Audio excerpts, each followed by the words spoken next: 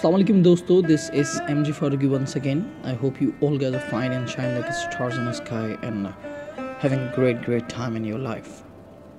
जैसा कि मैं हमेशा अपने वीडियो के शुरू में बात करता हूँ कि कोई भी ऐसी चीज़ को मैं ज़्यादा से ज़्यादा शेयर करने की कोशिश करता हूँ, ज़्यादा से ज़्यादा उस पर काम करने की कोशिश करता हूँ कि जो हमारे मरने के बाद भी हमारे साथ चले और वो किसी के फ़ायदे का सबब बने, ना कि इसलिए कि वो किसी भी चीज़ के लिए नुकसान का सबब बन जाए।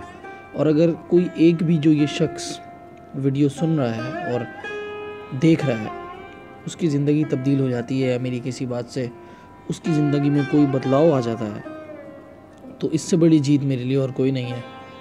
इसी के साथ मैं आज दो ऐसे वाक़यात लेकर हाज़िर हुआ हूँ आप सबके सामने, जिसमें सबसे ज़्यादा जो दिल को छू जाने वाली एक बात मुझे हमेशा से लगती है वो ये कि ज़ाहिर है माँ तो उस जैसी हस्ती तो दुनिया में कोई है ही नहीं। हज़ारों शायर, हज़ारों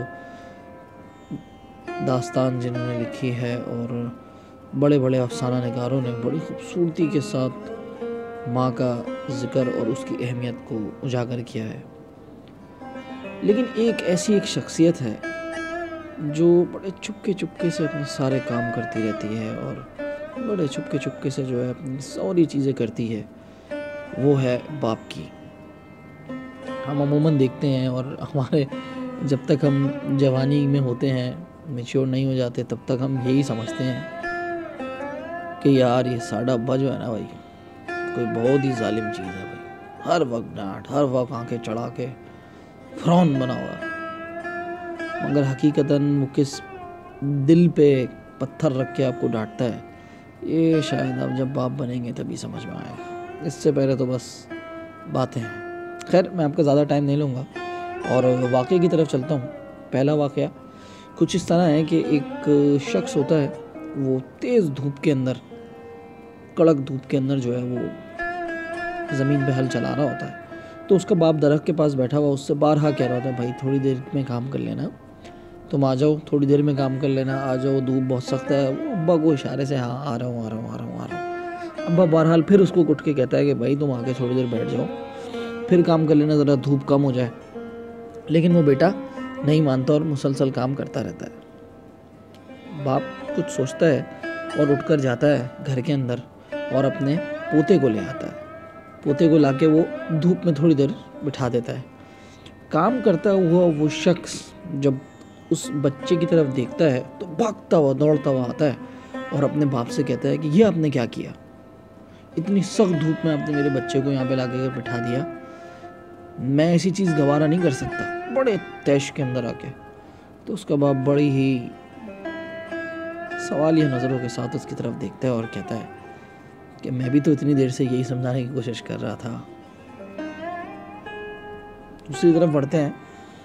दूसरा वाक़या ये है कि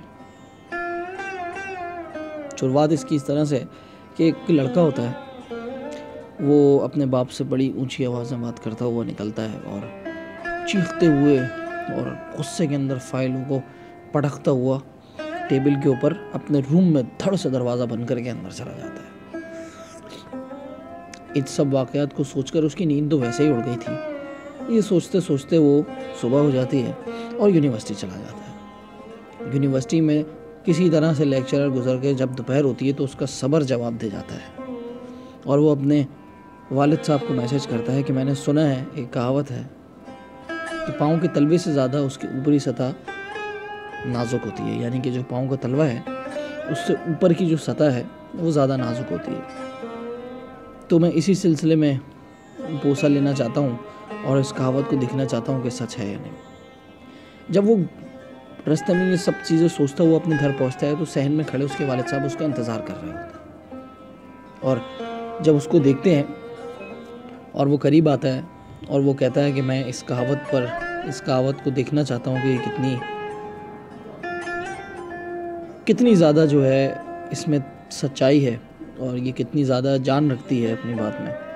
तो उसके वालिद कहते हैं तुम्हें ये करने की ज़रूरत नहीं है, क्योंकि जब तुम छोटे थे तो मैं अक्सर तुम्हारे पाँव को चूमा करता था और मैं बहुत अच्छी तरह से जानता हूँ कि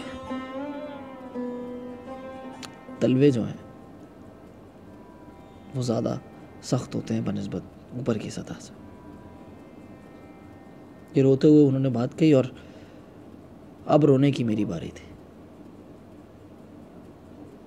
تو ساری بات کا لب لباب یہی نکلتا ہے کہ باپ کا دل چاہے ہمیں کتنا ہی سخت کتنا ہی پتھر کا نظر آ رہا ہوتا ہے, عموماً باپ سے اتنی نہیں بنتی. باپ بھی اپنے دل کی بات نہیں کہہ پاتا, ہم بھی باپ سے اپنے دل کی بات نہیں کہہ پاتے. لیکن کبھی اس کی نظروں میں جھانک کر دیکھنا, خدا کی قسم تمہیں ایسا انسان نہیں ملے. دھوپ میں جلتا ہے پوری زندگی تمہارے کھلونوں کی خاطر, میرے کھلونوں کی خاطر, اور میں اور ہم. یہ تو ان کا فرض تھا. ایک رات کا بدلہ نہیں چکا سکتے ہم اپنے ماں باپ کا, جو رات وہ جاگتے ہیں جس رات ہم ان کو تنگ کرتے ہیں. اور کتنی ایسی راتیں بچپن کی ہماری گزرتی ہیں, اور آج ہم 18-28 اتنے سال کے ہونے کے بعد یہ کہتے ہیں آپ نے کیا کیا ہے. خیر میں آپ میں سے کسی کو بھی جج کرنے والا نہیں ہوں یا کسی کو تنبیہ کرنے والا نہیں ہوں, میں تو اپنی ایک بات کر رہا ہوں. اگر میری ویڈیو سے میری بات سے آپ کو ذرا سا بھی احساس ہو جاتا ہے تو اور خدمت کیجیے. میں امید کرتا ہوں آپ ضرور خدمت کر رہے ہوں گے, اور کوتاہی ہر انسان سے ہوتی ہے. لیکن کیا ضروری ہے کہ جب آپ باپ بنیں گے, جب آپ پہ ہوگا تبھی آپ کو سمجھ میں آئے گی. شاید تب آپ کا باپ ہی موجود نہیں ہوگا یا ماں ہی موجود نہیں ہوگی.